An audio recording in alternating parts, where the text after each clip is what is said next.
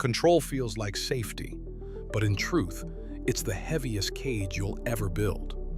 The more you grip the wheel of life, the more you realize you're steering in circles. You know the urge, the constant need to plan, predict, and perfect. You double-check the text you sent. You map out the next 5 years, terrified of uncertainty. You try to bend circumstances, people, and even timing to match your expectations. And still, things slip out of your hands. The partner leaves. The opportunity fades. The future you planned looks nothing like what unfolds. And in those moments, you feel betrayed, as if life itself has ignored your effort. The truth is, we were conditioned to believe control equals safety. From childhood, we were taught, study hard, work hard, plan hard, and you'll succeed. But here's the paradox. Control doesn't create safety. It creates fear. Fear of what might go wrong. Fear of making the wrong move. Fear of losing what you work so hard to grasp. Psychology shows us that the brain confuses control with certainty.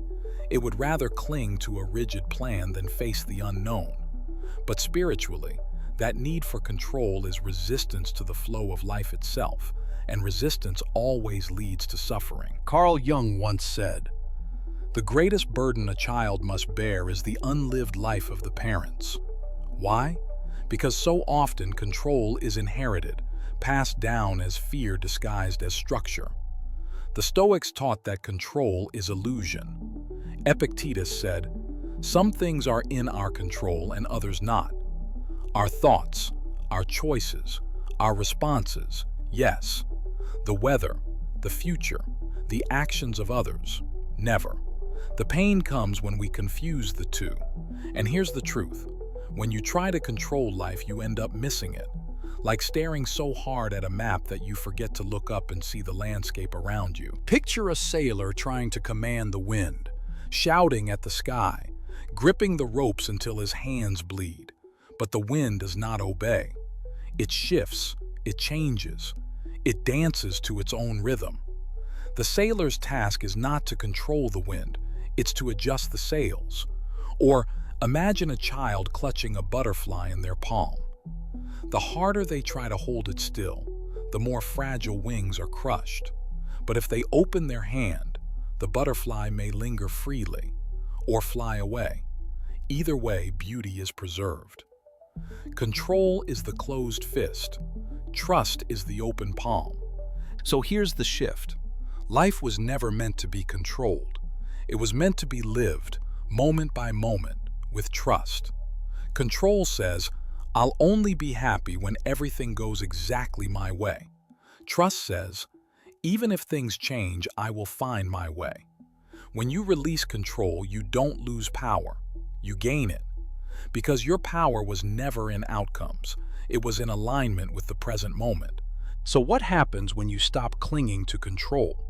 Your anxiety softens. Your relationships breathe again.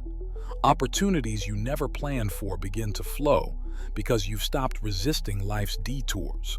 You discover that the universe's timing is far more intelligent than your schedule.